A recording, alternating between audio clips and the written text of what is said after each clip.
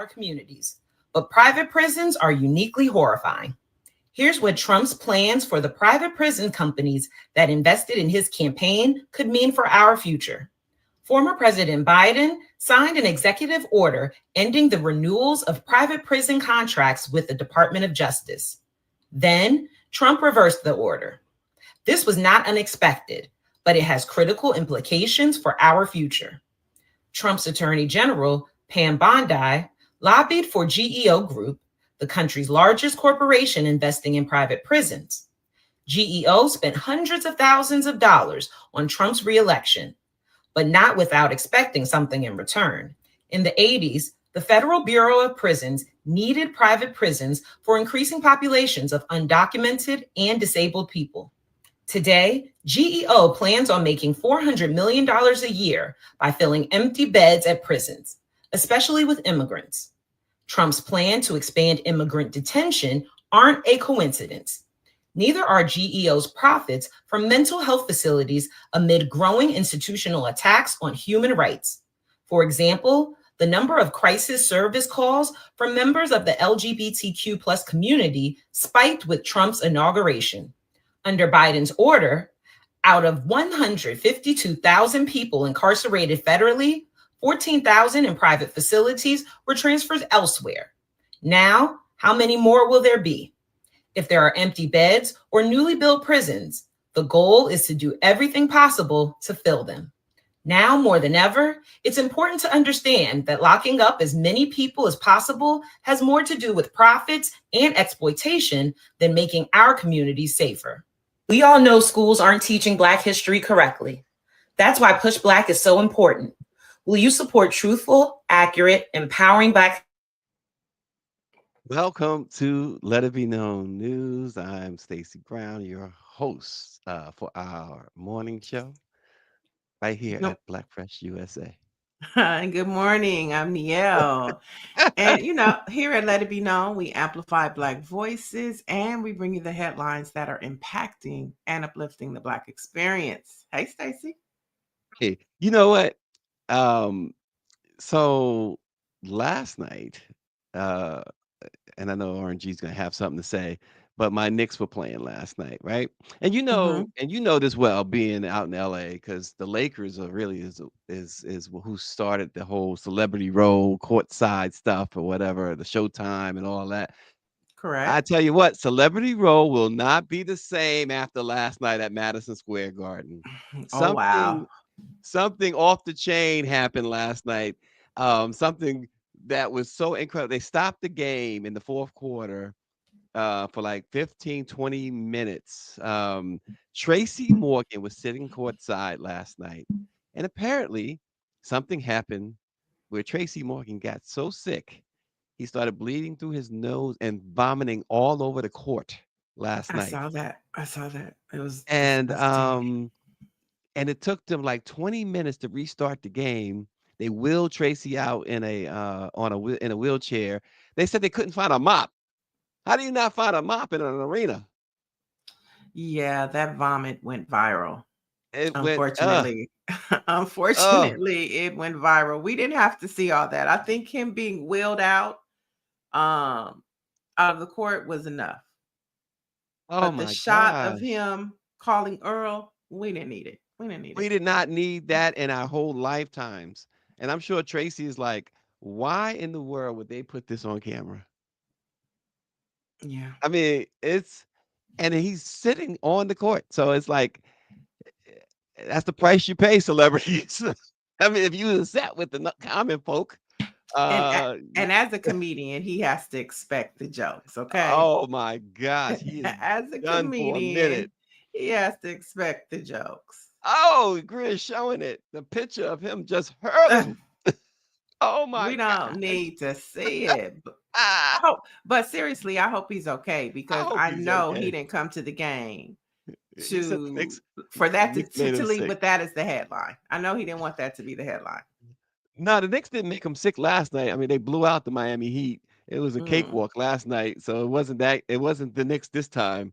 But mm. man, what did he eat? So the courtside seats at the Garden. those particular seats anyway, the Spike Lee seats, and also if you in the suites, um, they give you this, you have nonstop food.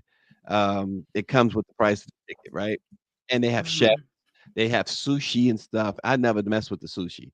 But I'm having the thought that Tracy was all in the sushi last night, and whoever the chef was, the normal chef had the night off Yeah, yeah, yeah.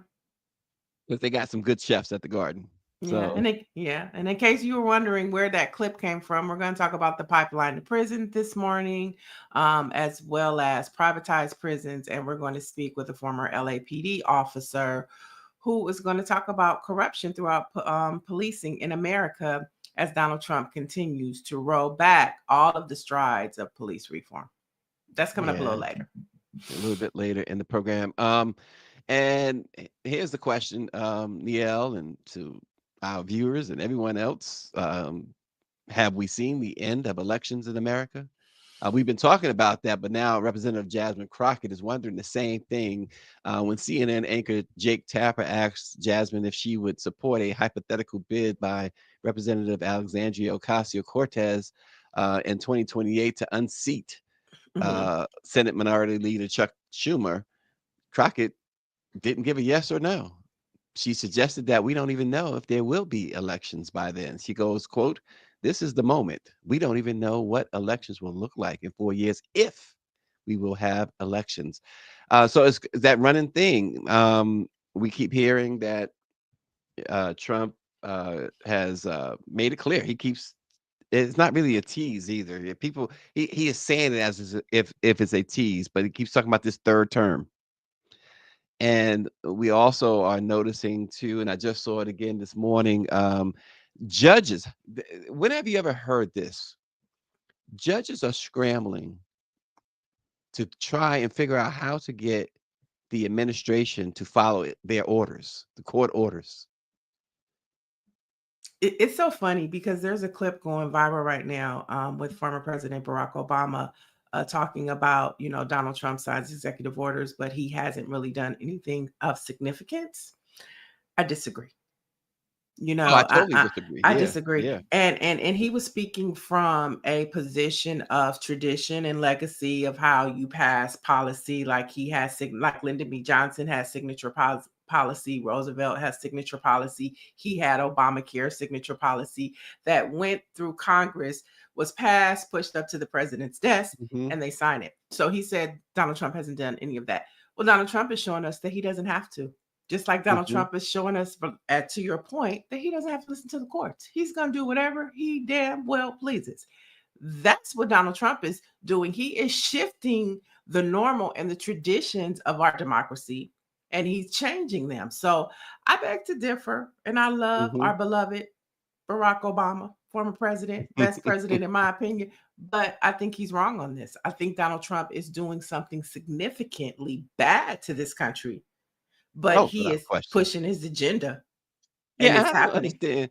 I don't understand, and by the way, I see he just threw me off. He says, RNG says Greer should have played the Bridges Over when we showed the picture of Tracy Morgan vomiting. Nonetheless, I don't understand people like Barack Obama, and people like, these others who will say what you said. I mean, what has he done or what? I don't understand that at all. Right, It's you would figure, and that's one of the reasons why we talk about the end of the Democratic Party, because they still give you this idea that things are normal right. And or that's that they why, will go back to normal. and that's why Jasmine Crockett is so significant. And what she said is important because they don't want to say that things are not normal. I mean, they want to say things are normal and they're not. And so for her to say that is to raise an alarm, but the alarm Yeah. should be raised. Yeah, David Youngblood says the Marshals Service should place representatives of the administration in custody when Trump refuses to follow court orders. I mean, that's one way to think about it. But then again, I keep going back to the fact that the Supreme Court said that this guy has basically as absolute power as we've ever seen, And so I don't know that that would work either, because I think he could just literally he could walk to Right. the jail and give me the key and unlock the jail. I Yeah, mean, literally. right. I think there are two things that we should be shouting from the rooftop. I think Jasmine Crockett, as you pointed out, said it. We don't know if we're going to have an election. And the second is that there is a strong possibility that Donald Trump and Elon Musk stole the election, that they cheated. Those are You two know, talking I am points that need to still, yeah, ring the I am alarm. I am still appalled at Lauren Underwood. Um, when we met a couple weeks ago with the Congressional Black Caucus, and for her to shoot that down like almost like she, and I know she's not a Trump supporter, but for her to shoot it down like she was a Trump supporter, it was just I think it was a despicable look. Mm, And especially when you got someone like Maxine Waters saying it, when you got somebody like Jasmine Crockett saying it. You know, here's the thing, maybe you don't agree. Maybe you don't agree. But to me, it just shows you that you go against your people, right? Um, and you better off not saying anything, because right, that right. really wasn't necessarily directed at her anyway. It was And directed at that the whole caucus. and it's part of the problem. She's a traditionalist. She's never been one to make waves. Now, I love the work that she's doing centered around the Omnibus Act, Black women, maternal health. Hmm. And that is her lane. And sometimes you can't make people you can't make people be a Jasmine Crockett or a ALC. Maybe Yeah, that is her lane, to just focus on Black maternal health care. She's a former nurse, and so that's her ministry. So I'm not gonna, but don't play down, don't yeah, dummy that's the down point. the Don't right. reality of Don't what we're facing. exactly. And trying to do that, we going high type thing. No. Mm-mm, Before mm-mm. Maria shows this clip, let me just point out what Inferno 932 says. Even if we suspect election interference, there hasn't been one recount. And that again shows you how ridiculous the Democrats are. So let's see this clip that Maria has. Night, it made a weak party look weaker. To me, it just shows you how cowardly the Democratic Party is. But I'm sick of that talk. And the reason I'm sick of that talk is because Democrats, even when they were in power, the last 4 years with Biden, that didn't stop the so-called fascism. So why should we ever believe anything that comes out of Democrats' mouth ever again about any of this? The Democrats are just cowards, man, in every way. Completely agree. If we ever get another Democrat president, right? When we see all of the things that Trump is currently doing, and we see, wow, presidents really do have power if they have the political will and courage to use it. I want to see a Democrat do that. Why can't a Democrat move like that for the good things? Yes, I absolutely agree with you. Don't you admire the fact that he is willing to do whatever he wants to do for his base? Well, anybody who supported Democrats, that's all we ever want. Do something for the base. Keep your promises. He keeps his. We made promises. People have said that black men, one of the reasons, in a sense, black people in general, voted for Trump and that hurt us, didn't vote as they should have. We made promises. We said, give us the House, the Senate, and the presidency, and we'll pass. Well, we had the House, the Senate, and the presidency, and we didn't do it. That's your point. That's your point. We didn't do it. If you put your energy and effort, your deposits, if you will, into the Democratic Bank, you expect your return to come from the Democratic Bank. If the Republican Bank does something for you, you're not going to reject that. But you put your deposits in the Democratic Bank. When the Democratic Bank did not give them a return on investment, then persons lost their enthusiasm. So I don't blame people who lost their enthusiasm because we didn't honor what we said. We had the House, the Senate, and the presidency in 2021, and we did not deliver. I see how people could lose enthusiasm. I understand why people didn't vote. While they're saying USA, USA, we sing We Shall Overcome. I can't do no more singing. And, well, I understand. I'm sick of the singing. But you're very believe more than I do. Same and old and and that tired was my playbook. that was my reaction. It's so funny. Before Charlemagne said that the singing part, I was saying the same thing. Well, nobody wants to do that no more. Nobody wants to be out there singing "We Shall Overcome" anymore. I do. I love a good old Negro spiritual. Yeah, Okay. and that, I want to but sing we We need, Shall Overcome. don't We need we the past and the present. don't folks need to stop having their ears tickled? I mean, but that's a reminder. We've come this far by faith, leaning on the Lord, trusting in his holy word. It got us this far. So let's not forget our past, but we can't stay in the past. Taking the past Sometimes we have away. to It's time. sometimes we have to remix it. Ain't nothing wrong with a little We Shall Overcome remix. Okay. I agree with what I agree with Charlemagne totally there. I agree with what Inferno 932 said just now. He said slowly we are surrendering to fascism. Mhm. I agree with that 100%. It is I think that stuff that that stuff should have played out with folks. I mean, it No. was a time, it was a time Mm-mm. that Mm-mm. I understood it. Now is not the time to lay down and talk about uh we'll get through this. But You okay, know. but let's just be clear. When they was singing "We Shall Overcome," they was Mhm. actually doing the work too. They were organizing. They were meeting with the oppressors. They were They need to pick a negotiating. Kendrick Lamar So song then. yeah, I mean, Kendrick, we need a "We Shall Overcome" remix. Okay, it's called "We Gonna Be All Right." All's our No, not lives that either. we No, has no, to no, fight. no, no. That sounds like down by the river. You I mean, know, that I mean, that's I'm We Gonna tired of Be that All stuff. Right. So yeah, Shoot. we do need a remix, Got that but as we a need Claudine soundtrack like you talked about yesterday. Then. Come oh, on. make yours a happy home. I mean, come on. Shoot. This But is yeah, just I too think much. you need both. You need both. You need a mixture of the past and the present.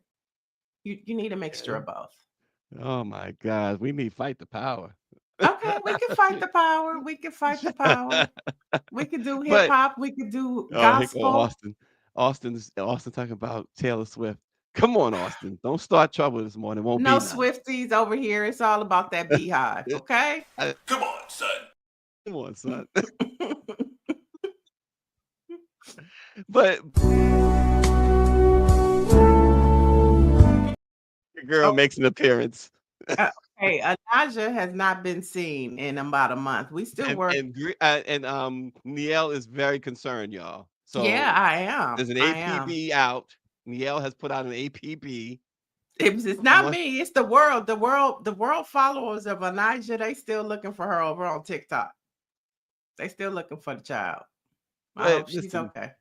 but it's really something to see Representative Al Green, Al Green is not a weak man, Nope. but to sit there and I mean, listen, he didn't dodge it.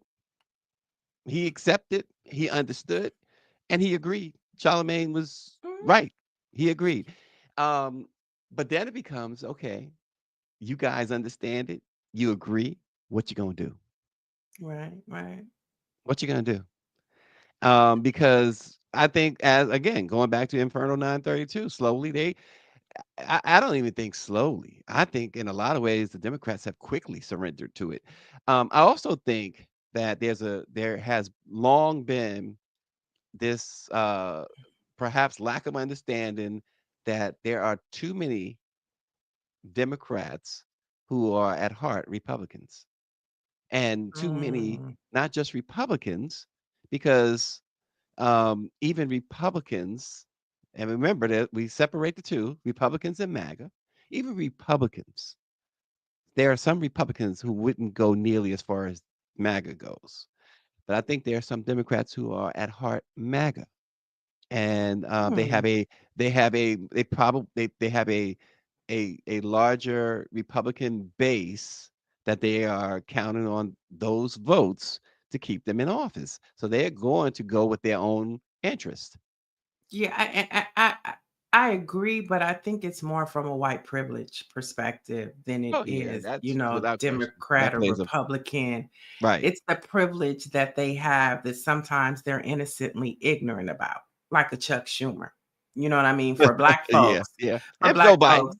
yeah, for black folks, that vote was not even about the budget. It was about saying no to white supremacy, the Hmm. Trump administration clan. That's what that no was for. But Right. because of his white privilege, he can sit in a space to say, oh no, we're doing this for democracy. No, you're not. You're sitting from a place to where you don't have to deal with the things that people of color have to deal with. and you know about them, but you choose to ignore them. To me, Yep. so I don't think it's Republican or Democrat. I think it's white privilege. Yeah. Yep. That's why I said Greer. Same for Biden. Same for Joe Biden. He cannot get Mm-hmm. a pass. He Mm-hmm. cannot get a pass. No, he can't. Because I think a lot of the things that Joe Biden did was out of guilt, because he passed that crime bill and locked so many Black people up, which filtered down to how police did their No policing, how district question. attorneys DA'd. And so No he question. did his stuff out of guilt. He used his 4 years to try and soothe his soul. Right. There's no question about it. And that wasn't No even question. about us. Like you said, it wasn't That was about us. about It was him. about his soul. It was Right. about him Right. soothing his soul. Exactly. Wasn't about 100%. us. I'm a big Black 100%. woman because I just need to make amends for my wrongs. I know the damage I Yep. did to the Black community. Right. Yep. And so there are people when they feel like they're about to die, there are people who want to make amends. And then I believe Joe, we saw him age tremendously. Right. And I think this was his chance. He felt perhaps it was his one chance to make it right. Yeah. He gave us Juneteenth, which we didn't ask for. We would have preferred reparations. Yeah, and then you see, and Greer's right.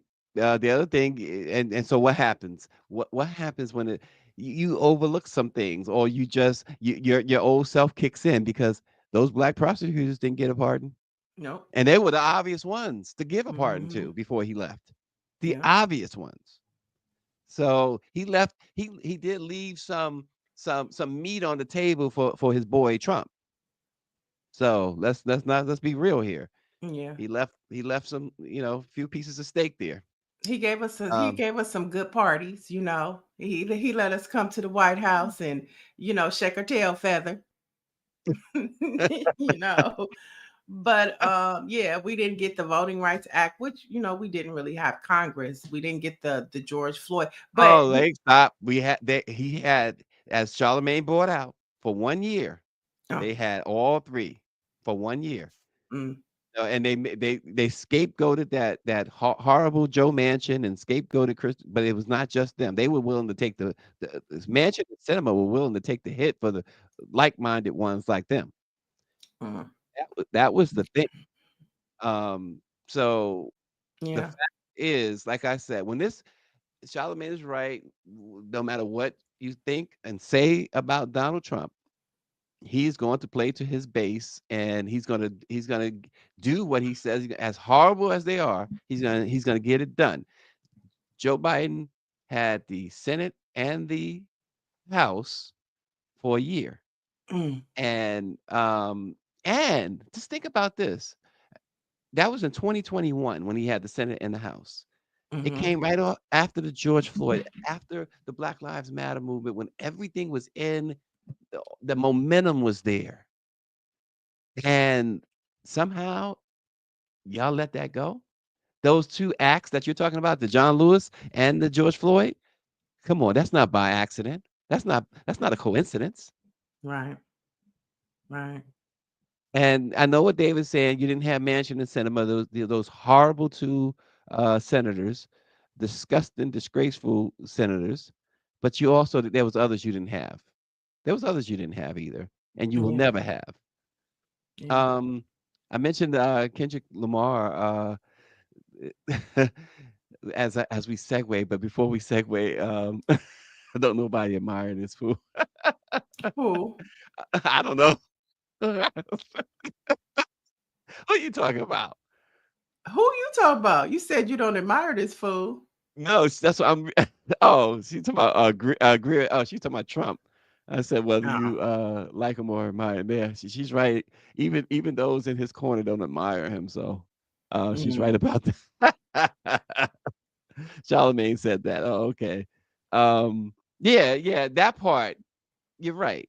I was gonna say that too. I'm glad you brought that back to my mind because that's the one thing I didn't agree with, Charlemagne. I don't think any. Come on, you can't admire that. You can say, yeah, he's doing what he said he's gonna do, and blah blah blah. But don't say you admire it. How do you admire that? But anyway, let's go on to Drake. He's trying to have his cake and eat it too, as you all know. But this is according to his music label, UMG, which says his whole lawsuit over Not Like Us is really just sour grapes because Kendrick Lamar buried him in their rap group. This is what they wrote in court documents yesterday. UMG filed their documents yesterday morning in federal court, calling out Drake for his part in the diss track battle that surrounded the release of Not Like Us. According to the label, quote, Drake encouraged the feud. For example, when he felt that Kendrick was taking too long to respond, Drake released a second recording in which he goaded Lamar to continue the public rap battle. Of course, Drake is suing his label for releasing the track, claiming it did so knowing its certified, quote, certified pedophile line was false and defamatory. But UMG says, hey, wait a minute. Both you guys released a total of 9 blistering songs attacking each other, and, quote, Drake has been pleased to use UMG's platform to promote tracks leveling similarly incendiary attacks against Kendrick. UMG says that Drake insulted Lamar, and those insults included claims that Kendrick is a domestic abuser and Kendrick's business partner is the real father of the rapper's son. So, in other words, Neo, UMG is saying you opened up that Pandora's box, not us. I mean, we are so beyond this. I mean, we are like getting ready to go to the Kendrick Lamar and SZA concert. We're waiting for this movie this summer. We, You going to see Kendrick Lamar and SZA? yeah, we're getting ready, and we're waiting for this movie. He's about to come out. He's about to give us some Black history with the twist of comedy about a plantation, somebody working at a plantation, and then finding out, having a white girlfriend, finding out the white girlfriend used to own his family. I mean, we're beyond all of that. Let the colonizers colonize that situation out, because that's what it is. You know what I mean? Leave Listen, Drake in Canada. We are so past it. when you got Dr. Chavis doing the You know, Not Like Us video, I mean, this is a wrap. This is a you wrap. have Jasmine Crockett. The night of the State of the Union, she was Yes. walking down the halls of Congress. Are you really gonna do it? I mean, come on. This kid Drake. He should have just closed up shop on that. Just leave it alone and go about his business. Um, he's only it's like more humiliation. How do you watch a person just continue to invite more humiliation after humiliation? Just take the L. Yeah, yeah, yeah. Anyway, what you got, Neo? What do I have? Well, um, I know you brought up Dr. Ben Chavis, and you guys have a book signing today, don't you? at Busboys and Poet and Busboys and Poets, the Brooklyn facility location, I should say, in Mm-hmm. Washington D.C. So drop in, folks. There is an Eventbrite Busboys and Poets have posted. You can RSVP there just to make sure you have a spot. But other than that, you can just walk in. It is advised that you do RSVP, but it's at 6 p.m. at the Brooklyn location in Washington, D.C. Busboys and Poets. Dr. Chavis will talk about the transatlantic slave trade, a 500-year shared history, the new book that he and I worked on with Chuck D from Public Enemy, who wrote the foreword to the book. It really, the thing about the transatlantic slave trade book, Niele. So it began some years ago. We did a series, and thank you, Michelle Madison. She read the book. She says it's a great book. I was surprised, Michelle, because Kirkus Reviews and all those other reviews gave us some great reviews on it, and Yes. it started as a series of columns that I did, a 13 or 14 part series that we began in 2019, Mm-hmm. and at some point, I guess we was about 7 or 8 in when Dr. J was like, I like this. I like what you're doing. We should make this a book. And so And we voila. decided, we decided to move forward and make it a book. And Select Books Incorporated, a publishing house in New York, decided they wanted to publish it. In fact, um, there's going to be a Black Press imprint for select books. So other like yourself, folks in the Black Press will have an opportunity if they choose to write a book using the Black Press imprint at Select Books Incorporated. So it's a great opportunity for all of us. I don't know if I got another book in me or not, but we'll see. We'll see. And yeah, I know you got a book in you, or two or three. I was no, not yet, not yet, not yet. But I was at what is it called? Bus Boys and Poets. Yes. Yeah, Great so food there too, yeah, y'all. oh my Great gosh, that food. was the last place I went last week, before I left DC. And so I got this book. Oh, I picked up wow. this book, and I picked up this book, Harlem Rhapsody. And this one I'm really excited to read because it's about the first, it's a novel, but it's about the first Black female editor at the Crisis.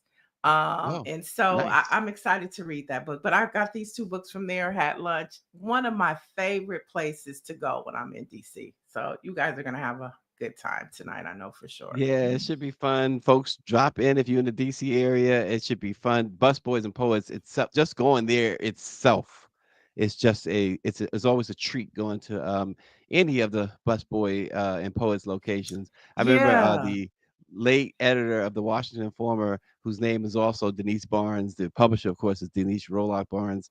Um, uh, Grizz too much.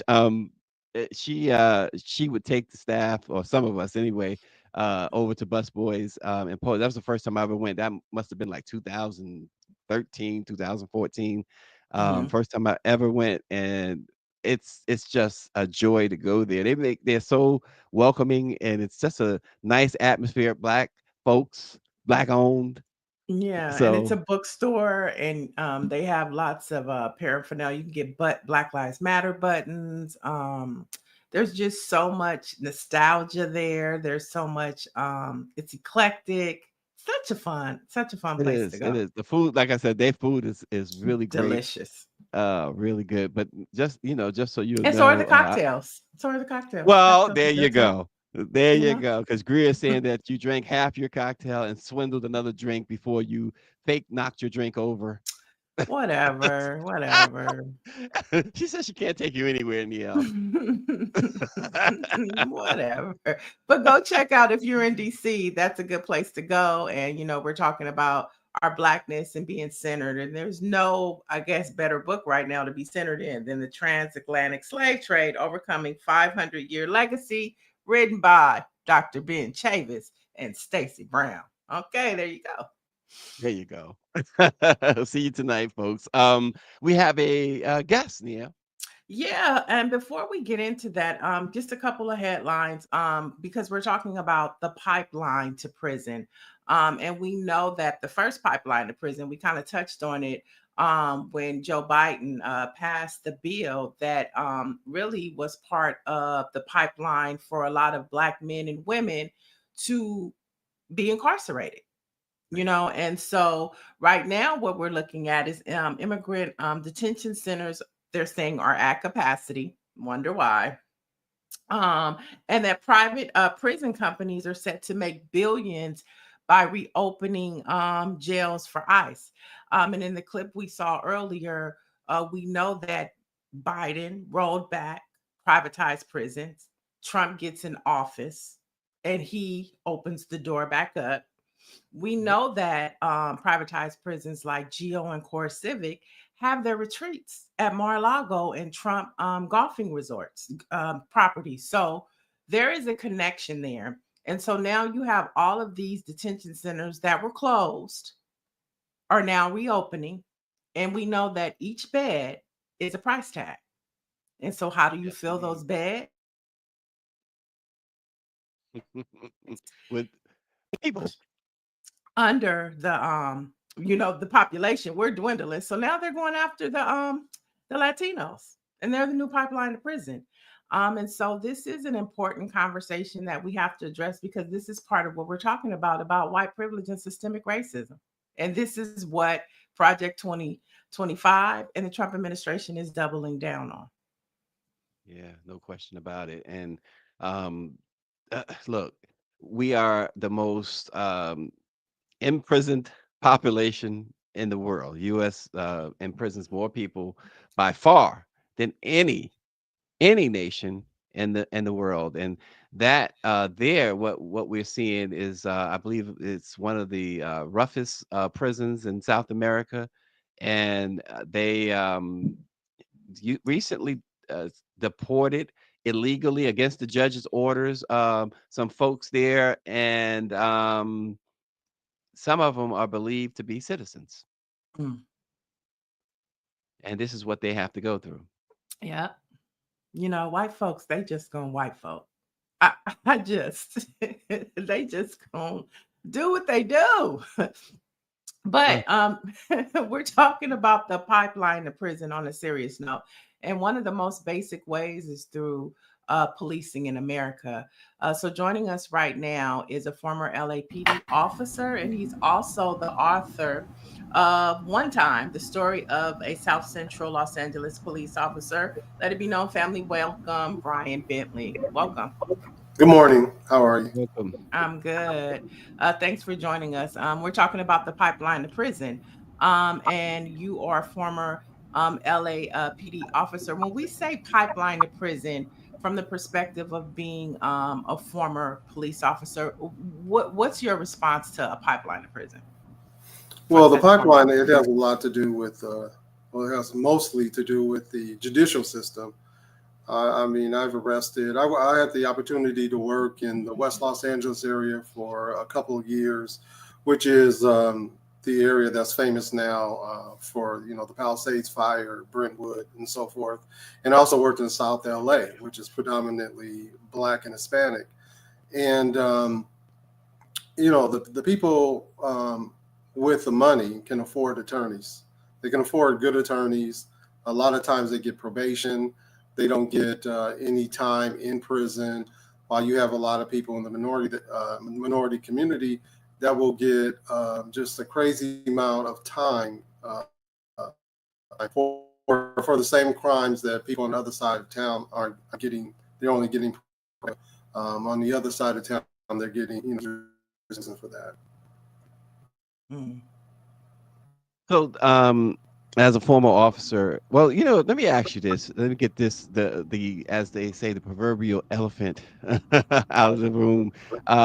You wrote in your book, quote, "My training and experience gave me the confidence that I could justify pulling over anyone that I pleased. I'm certain I Mm. could have justified stopping a car driven by civil rights attorney Johnny Cochran with Reverend Al Sharpton and Reverend Jesse Jackson as passengers solely because I felt like it. Like it or not, every person driving through the hood is fair game."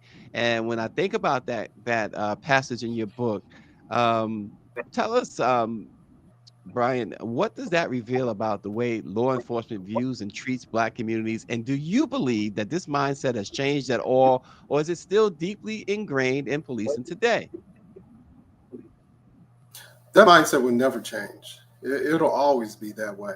And see, most people think that when they deal with police officers, they're dealing with some ignorant, uneducated person who didn't go to college, or right out of high school became a police officer. But what people don't know is that police officers are trained to circumvent your civil rights. Roll call, the watch commander would come with a oath of papers on a clipboard of police reports that had generic descriptions. And they would intentionally do that so that officers could have reasonable suspicion to pull people over. So they would get a police report that said a robbery suspect was a male Black between the ages of 18 and 35, between 5'5" and 6'1", wearing white shirt and blue jeans, and bald hair. Uh-oh, did we lose him? I think we lost them. Oh boy. Um, Hopefully, well, we'll get them back.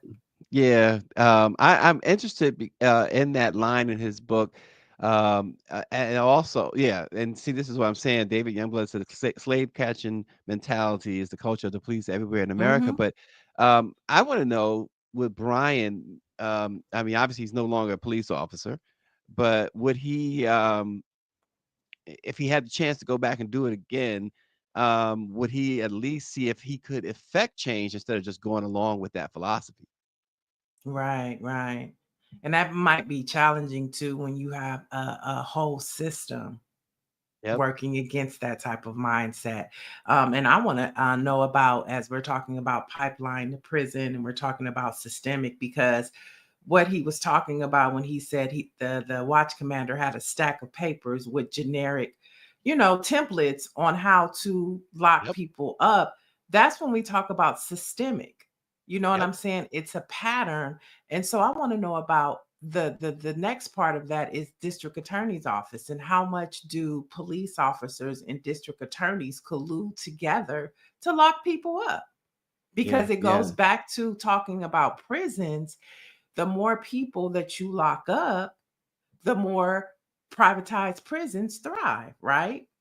Yeah. And speaking of that, Neil, Claudette Perry says that her nephew directed and produced the film Pipeline to Prison.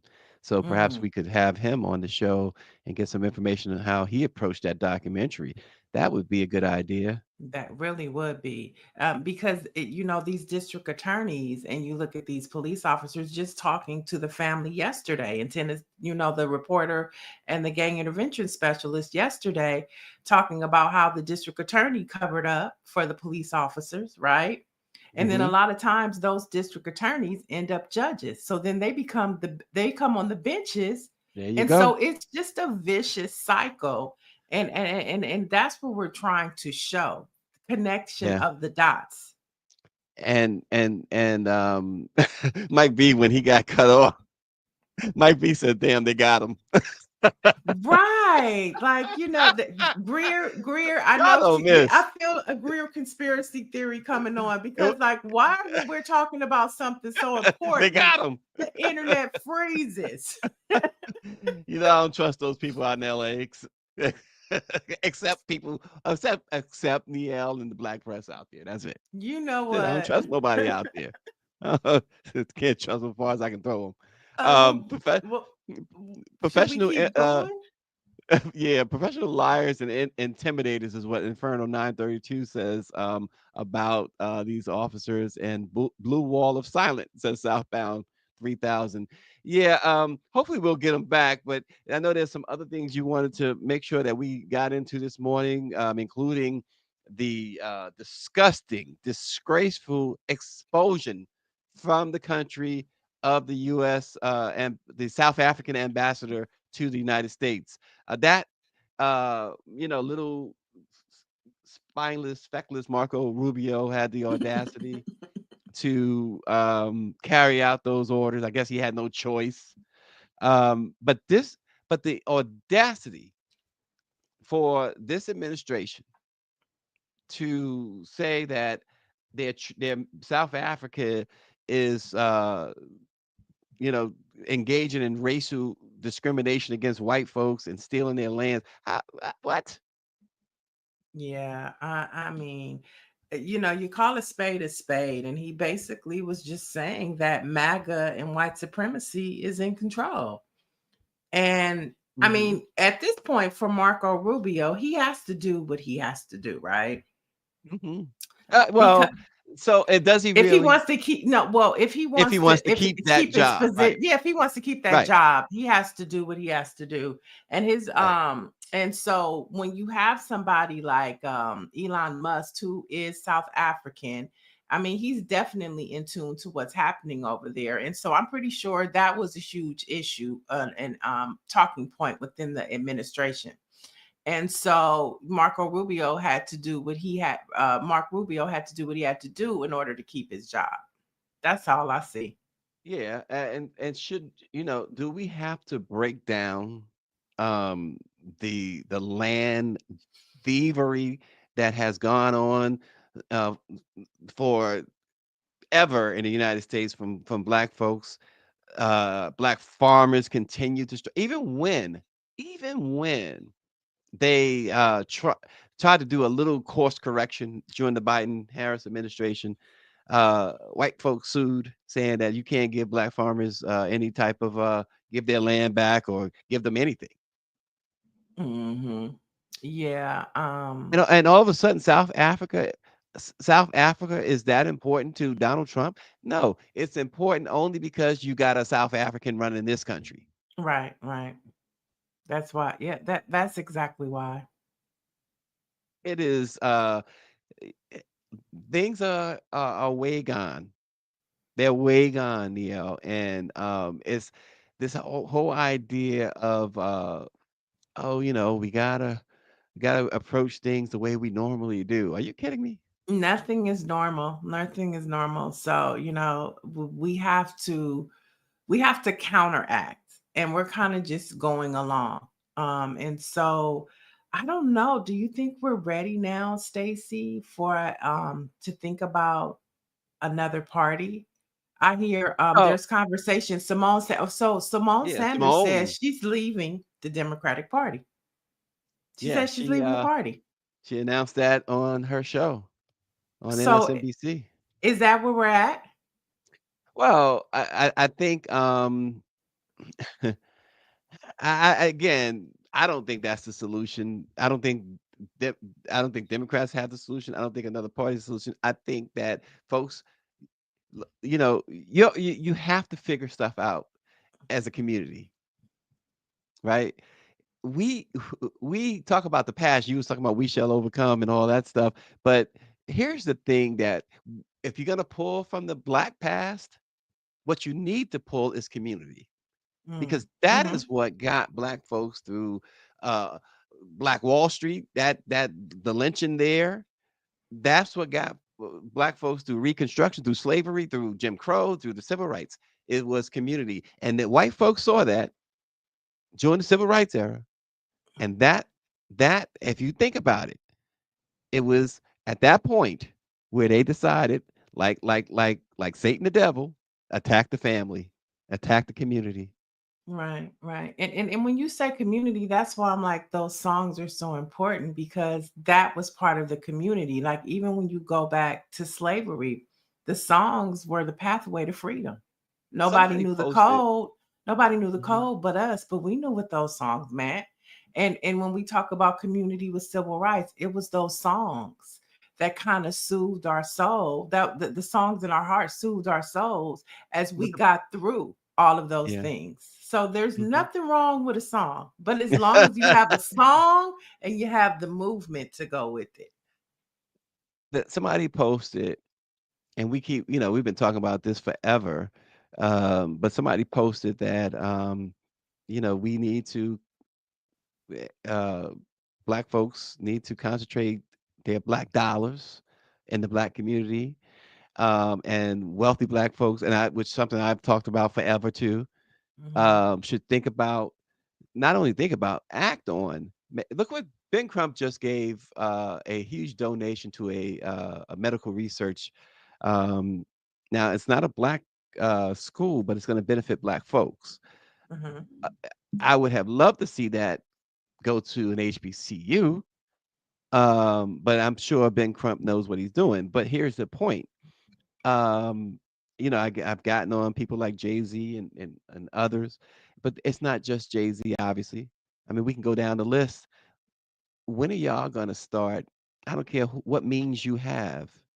Oprah and Beyonce and Jay Z and Tyler Perry, et cetera, et cetera, et cetera. Richard Smith. Uh, Robert when are Smith. you gonna start? Robert Smith. When are you gonna start intentionally being intentional about your dollars, supporting the black community, supporting the black press? Because the black press, you talk about messages, you talk about the songs being the message. The black press has always gotten that message, that important message out to the community, where when it needed it, and it was never late. And they went through some great channels to get that messaging out. The resources if you put resources in the black press, you're gonna reap so much dividends from that. If you put resources in the community, when we depended on each other, we were good. Mm-hmm. I History shows that. Yeah, I mean, I think that those individuals that you named, they do invest in the community. Um, it's just that we don't see it. And a lot of times they don't put their name on the stamp. Like for Mhm. example, when the fires happened out here, Beyonce didn't go to Palisades. She Mhm. went to Altadena where the black Right. folks were. You know Right. what I mean? When COVID-19 happened, Beyonce did a whole website that uplifted black vendors and businesses. Mhm. When you look at somebody like a Jay-Z, his whole premise of reform, which is combating policing in Yeah, America, I do commend him on that. as Yeah, well as prisons, the you know, prisons, the that prisons. I impact got to give black it to him. folks. And I've Yeah. said this. Yeah, I've said this. I've got to give it to him on that. His Rock Nation has done a great job. But at the same time, I think he sold out Parchman. I think he dropped the ball on that. He sold it out. He got his what he got was an agreement. He dropped his lawsuits there that were working, and he got an agreement because they said, okay, we'll let you do a documentary in the prison. First of all, Mhm. I don't know that the documentary ever happened, if it's still on his radar or not. But I think that that's where he fell short. You brought the ball all the way to the goal line, and now all you need is that what they call that. I got a good friend who loves that Philadelphia Eagles play, the tush push. He talks about that all the time. He got all he needed was the tush push, and he decided to back off.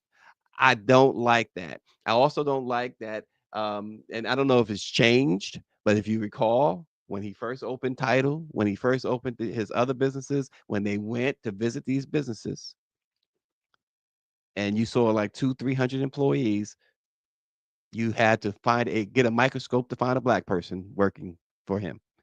So that is another thing that I find it um, repulsive, because we want to get the smartest people around us. Well, you can't find a black accountant. You can't find a black manager. You Mhm. can't find a black PR person. Um, those are the problems I have with a lot of these folks. I mean, well, we can't look at one person to be the Oh, end all of listen, everything. I mean, I it's mean, true. I mean, I It's true. think But where that does it start, and where does it I mean, begin? but we sat up there and said all the things that Jay-Z has done, and now we're talking Mhm. about what he's not doing. But then there are 50 other rappers like I that will. have money. Wait, let me Right. finish. That have Hmm. money like him that aren't doing anything. Yeah. So I Well, I will mean, say this. he don't have I, all the answers, but at least he's doing something.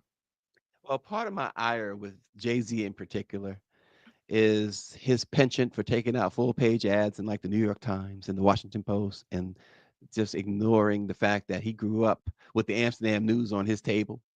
He grew up knowing that there was Ebony and Jet, without them, there would be no opportunity for Sean Carter to become Jay-Z.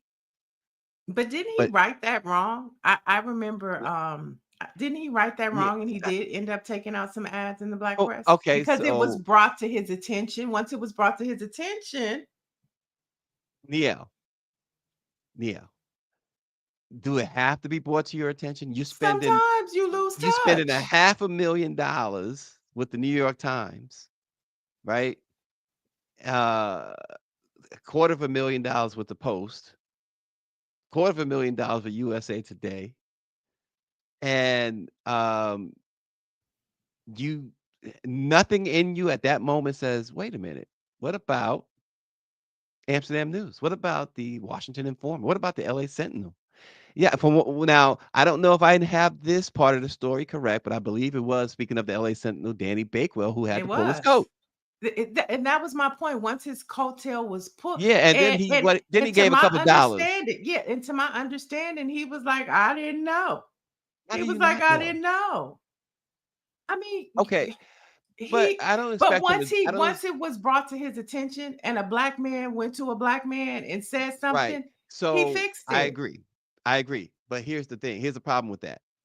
He then later did it again, and again excluded the black press. That was one time, and I'm not sure that Danny wanted to go to him again, or even bothered to go to him again, because at that point, the one thing the black press will not do is beg. So you've made it clear that you feel that your stuff will be more valuable with white folks. You made that choice. You made that decision. Now, you pointed out some great things about Beyonce, and that she's only one person, to your point. Where's everybody else? Right. I mean, and even to Jay-Z, I mean, he has invested in black people in a space and in a place, especially when we're talking about police reform, criminal justice reform. He has intentionally invested in that space. Now he may come short with investing in black press, but he does that couple, the Carters, they do have an affinity for their community. And for what we don't see, no, they don't get applause for that, nor are they seeking it. And I think that's commendable as well. But to your point, where is the rest of the community? Where's the rest of hip? Where's T.I.? Who else? Where's Kanye? Where's Kanye? When he's on his meds and taking them properly, where's he at? Oh gosh, taking them properly. You know. So I just think that, yeah, it's a great discussion. It's a great discussion. We can get into that. I think our guest is back. We only have a few remaining moments with our guest, so we better get them while we can. Brian, we thought maybe the Garcettis or somebody snatched you up. Yeah, sorry about that. Technical difficulties.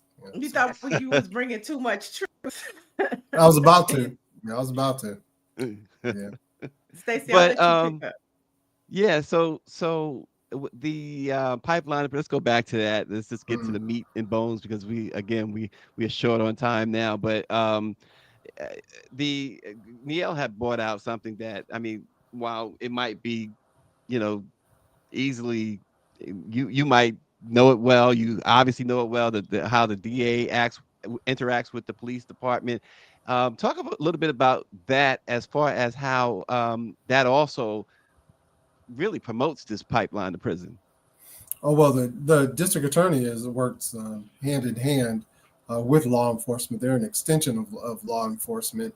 And, I can give you just an example of something that I went through when I was a rookie. When I was a rookie, it was a district attorney who tried to convince me to do what they call test the lie, where you take the facts and you bend them so that you get a prosecution.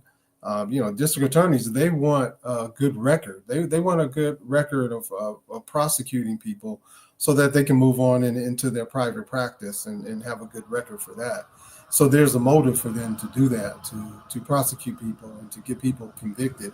But I had a case where, and this was very early on in my career, where there was an arrest, and so I had testified, and I wrote this in my book. I had testified that I heard a sound when we were in the police car, and it sounded like metal dropping.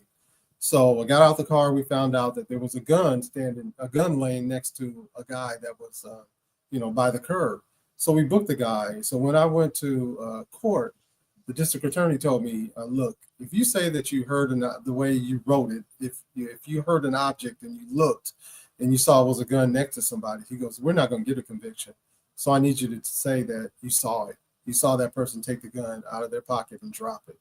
And, I wasn't going to do that, but it was just very ironic that it was a DA that wanted me to do that, to help her record and become, good in private practice. What's the repercussions when you don't go along with the DA? Oh, they look at you. They don't want to work with you. But then the positive thing is they know where they stand. They absolutely know where they stand. And I know a lot of officers that would have done that. And we were actually taught that. And that came out during the OJ trial, where they talked about the term test a lie, where you have something and you quote unquote bend the facts. let's say I make an arrest and it's in a dark alley, you know that the prosecutor is gonna, the prosecutor wants the conviction, but you know the defense attorney is gonna say, well, there's no way you could have saw that because it was dark in that alley. So when you write the report, you move it down a few feet to where there's a light, a street light. So now instead of making that arrest in that dark alley, you made that arrest under a street light where there's no question, where they can't question the fact that you actually saw that happen. So that's what they call test a lie, and a lot of officers do it and they get away with it. And it's a foolproof method of getting people convicted for just twisting a little evidence.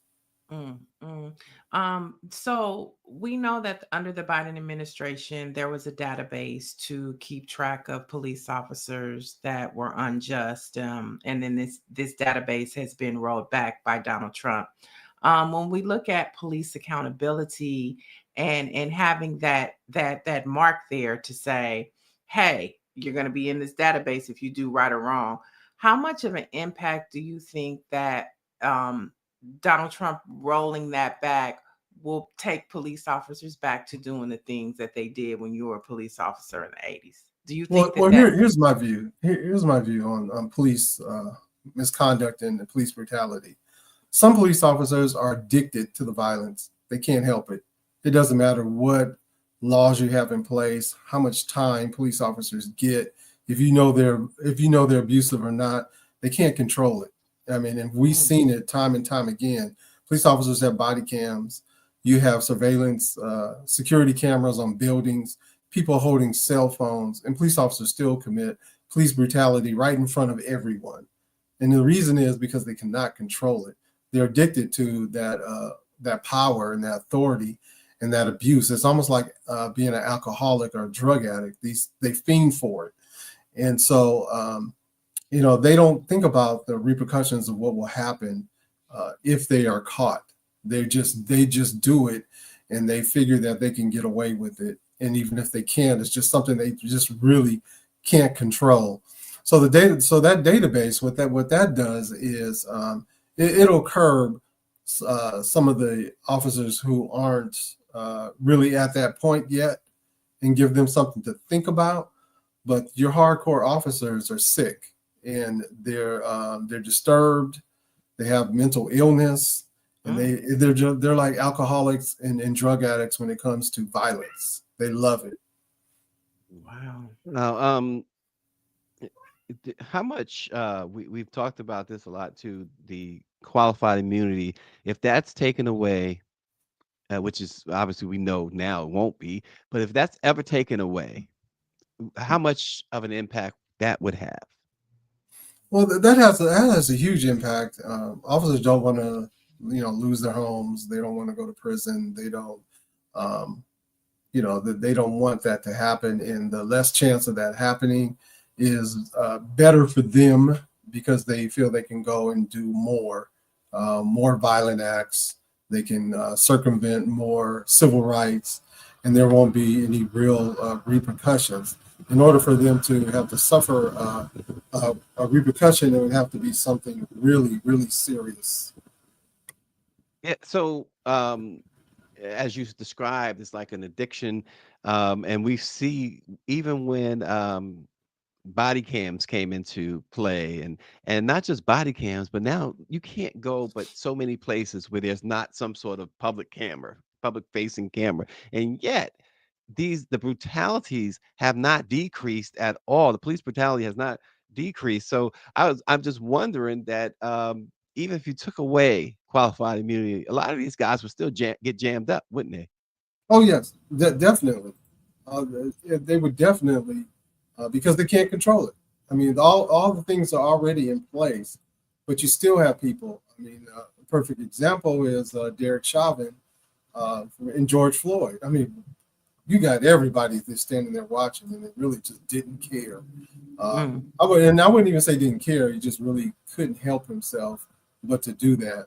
And I don't think that he was thinking, "Oh, I won't get caught." I just think it was just impulsive, and he could not stop doing what he was doing. and the consequences just really doesn't matter at that time. You have organizations like Black Lives Matter saying we need to just abolish the whole policing system and start fresh, and that the public safety is the first job of a police officer. But when we think about police, we don't think of public safety. It's something totally different. What are your thoughts on abolishing the police system and starting afresh? That's interesting you brought that up, because I always tell people you can fire all police officers all over the country, every single one of them, start over, pick any race you want, any economic background, any educational background, and within 3 years, you'll have the same problem again. Whether it's an all Black department, all white department, Asian department, people with college degrees, it doesn't matter, because some of the officers really get addicted to that violence. And in the books that I wrote how I became, how you get desensitized. You get desensitized from the things that you see, and you lose that interest of wanting to help people. And it just becomes, you become like a machine. You don't have any emotion anymore. You don't feel any ties to the people that you serve. And it just becomes, your personal life starts being interjected into your work, your divorces, your bad relationships, your hostility towards Blacks, everything, every negative thing that you have starts to come out as a police officer. And 3 years, 3 years, and all law enforcement will be back to where it started. Do you think that, I have one more question. Do you think that policing, when you look at police officers, they say one of the things that is the disconnect is that police officers aren't familiar with the communities that they serve. Do you think that it's better to have police officers that are a part of the communities that they patrol instead of having people coming out and coming in? Absolutely. One of the things that I wrote about in my book, the premises that is that I patrolled the area that I lived in and the area that was close to where I grew up in. And so, for example, the riots in 1992, it wasn't just stores burning down. It was stores that I frequented. It was the stores that I did shopping at, and it was very personal to me. But on the flip side, I understand why officers don't do that, because you don't really get a break emotionally. You still see, you drive down the street, those crimes that you went to take a report and so forth still surface in your mind. And even though I'm not a police officer and I still live in my community and the division that I worked in, there's certain things that I'll never forget, and certain things that certain places that I drive by that will I'll think about things that I've experienced. But I'll tell you one thing that's very interesting, a quick story, is that when you're in academy, you get a chance to pick what divisions that you want to go to. And so most of the people in my class that were from like Iowa, Montana, places like that, they all wanted to go to 77th Division and Southeast Division, which are predominantly Black and Hispanic communities. And I asked one of my coworkers when he made his choice, I said, why did you choose 77th Division? Have you ever been there? He goes, oh no, I never been there. He goes, I just heard about it on television. I heard that that's where all the action is and that you can get into a shooting, in that division. So that's where I want to go. I want to go where the action is. Nobody ever said anything as I wanted to serve that community and help, people, help kids get escorted to school or, anything like that. It was all about the divisions that they can get into a shooting. And another one is Newton Division.